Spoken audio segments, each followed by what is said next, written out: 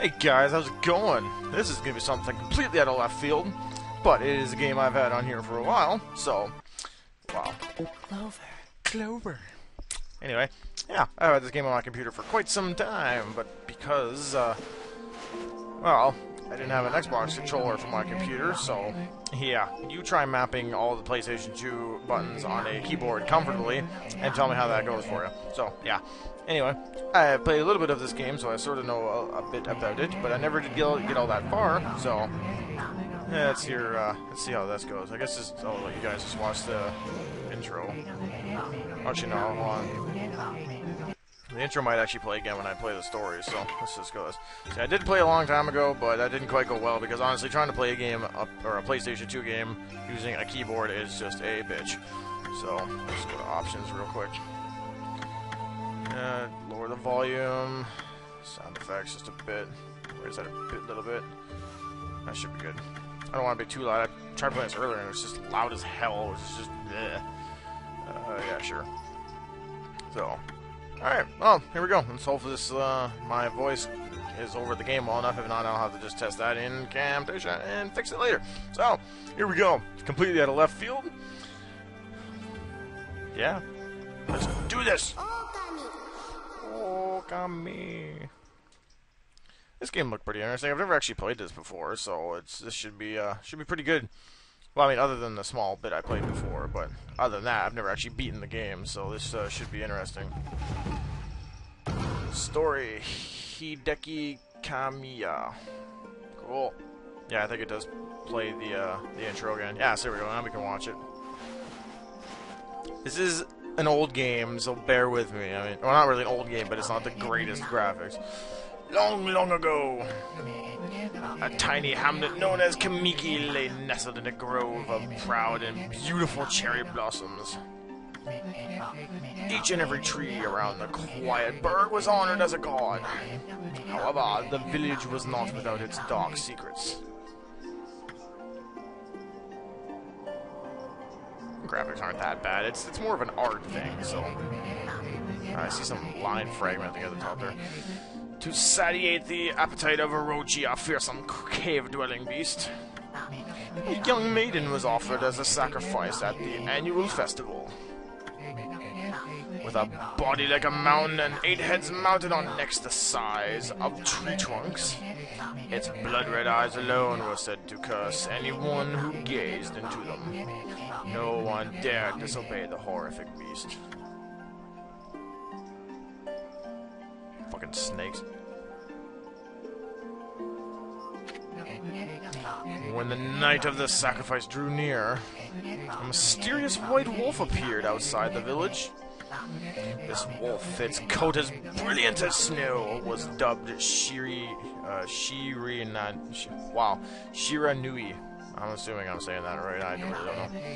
The wolf kept a watchful eye on anyone who ventured outside the village, and made a habit of patrolling the streets at night. People assumed the wolf to be a familiar of Orochi.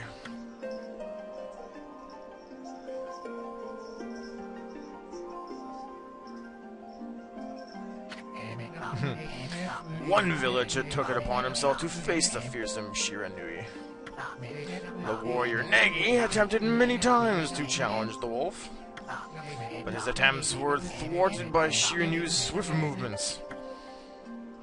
He was very fast. Yeah. Before long, the night of the accursed festival had arrived. A white plumed arrow heralded the coming sacrifice. Piercing the sky, the arrow sunk its shaft squarely into... Cha-ching! It doesn't even look like an arrow. The home of Nami, the village's most beautiful maiden. Nagi, harboring a secret love for Nami, was enraged by this sign. Determined to put an end to Orochi once and for all, Nagi traveled to the beast's cave in place of his beloved.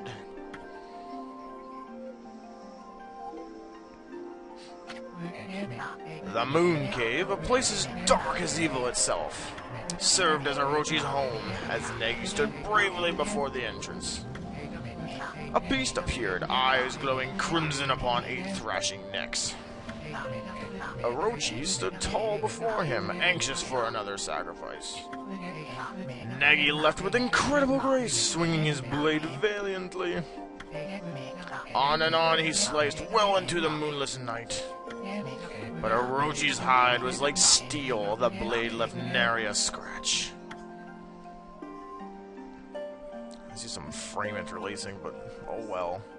There's not much I can do about it.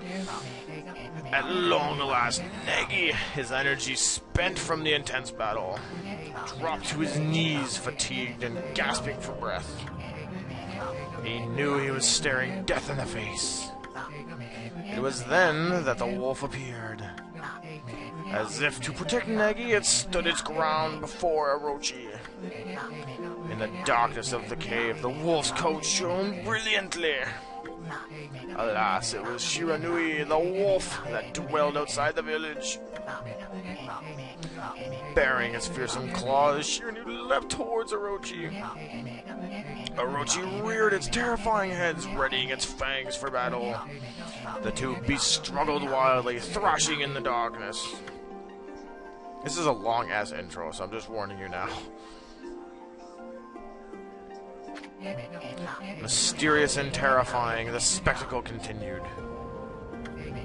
Shiranui's summoned gusts of divine wind to counter Orochi's flames.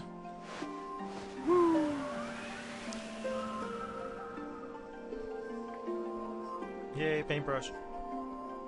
Oh shit, I left my TV volume on. As Orochi closed in on Shiranui, sharpened claws glistening, suddenly a gigantic tree suddenly sprouted forth, shielding the wolf. Shiranui fought gallantly to gain the upper hand. However, Orochi, protected by a mystical power, was not easily bested. Shiranui's, covered in gashes, majestic coat dyed crimson, stood exhausted before the mighty Orochi. Poor wolf. Cool tree, though. I wish I could do that. Orochi saw a chance to strike what would be the final blow. But Shiranui's refused to give in. With its last ounce of strength, the majestic wolf gazed heavenward and unleashed a mighty howl. Suddenly, the black clouds overhead dissipated. Wow. The light from above glinted off Nagi's sword as a beacon of hope. I have the power! Guided by his sword, Nagi, who had been taking shelter in the shadows, stood proudly to face his adversary. Channeling all his strength into his scarred and battered arms, he leapt ferociously towards Orochi, his sword poised high. The golden sword danced in his hands like a puppet on a string. One by one, Orochi's fearsome heads separated from their owner. Fucking hydras. Fuck, I left my fan on too. Orochi's broken body collapsed in a lake of its own blood. In that instant, the curse that plagued the villages was lifted. As the battle subsided, the sun shone once again in the sky. Shiranui's hand succumbed to Orochi's poison. Had succumbed to Orochi's poison and struggled to breathe. Nagi scooped the beast into his arms and returned to Kamiki. Probably pronouncing Shiranui's name so poorly and wrong. When they reached the village, Shiranui's was no longer moving. The village elder gently stroked the wolf's head. In response, Shiranui let out a hoarse and pitiful bark, then closed its eyes and drifted off as if into a slumber.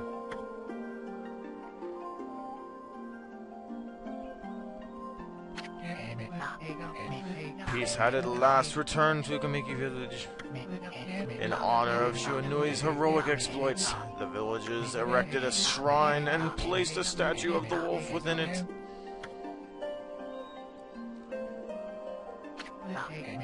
Nagi's sword was christened Tsukiyomi and placed inside the moon cave. The villagers all looked forward to an age of endless peace.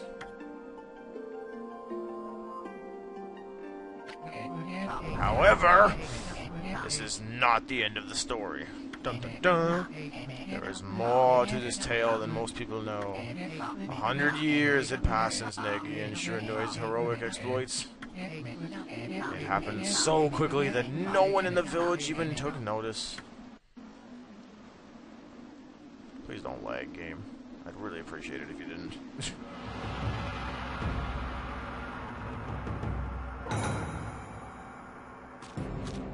Look at this jerk-ass. Is this the legendary sword? Is this Tsukuyomi, the sword that banished the dreaded Orochi? No, it couldn't be. It's just a legend. Nothing but a fairy tale. Oh, you dumb boy. You fucking dumb. You're about to get your ass eaten. Fuck you, asshole. Yeah, look what you did, dipshit. Look what you did. Now you've gone and done it.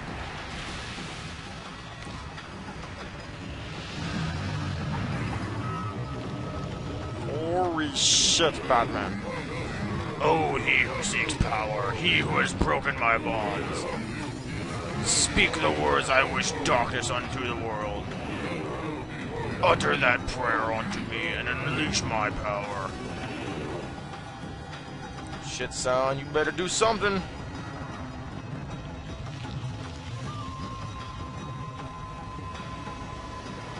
Yeah, run, bitch, run! Oh, please stop lagging. Run, bitch, run! Ah, stop lagging.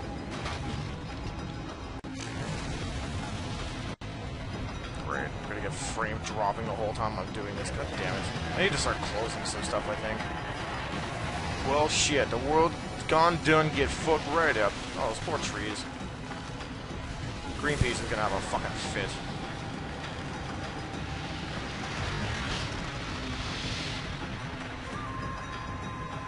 Oh, the darkness moves in. What a fucking retard! Rage, etc. You've ruined the earth, dumbass. A horrible tragedy suddenly swept over the land. However, there was one village that seemed to escape the terrible curse. The tiny settlement of Kamiki Village enjoyed the protection of a sacred tree. It is here that the real story begins.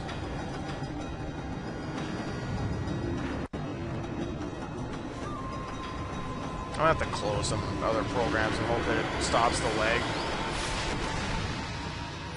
Wow, who the hell is this chick? What spirit Sakuya? Who has no nose. How troublesome! I am not doing all this in that voice. This is just like the ancient prophecy of doom. She's got her only weird little sound effect voice anyway. What has it transpired to bring about such calamity? We must act quickly. There is no time to lose. My power has diminished over the years I've spent protecting this area. I don't have much time left in this world. Oh shit, everyone's just dying. Amaterasu, now is the time.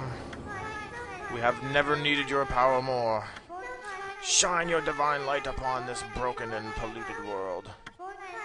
Let your heavenly rays become our hope as you guide us all. I think Amaterasu is like the Japanese sun god, I think. Something like that.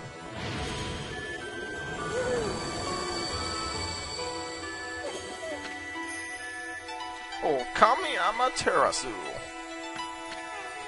Ah, such divine white light, such beauty and grace. The only one capable of such a wondrous spectacle is none other than our mother and the origin of all that is Amaterasu. I hope I'm saying that right. How delightful to see that the savior whose brave sacrifice sealed away the evil demon so many years ago has not changed one bit. Seeing you emerge after so many years spent as a statue brings happiness to my heart. You have a heart, you're a wood spirit. It's probably made out of like wood or like leaves. Sniff! Fuck the world, I'm taking a nap.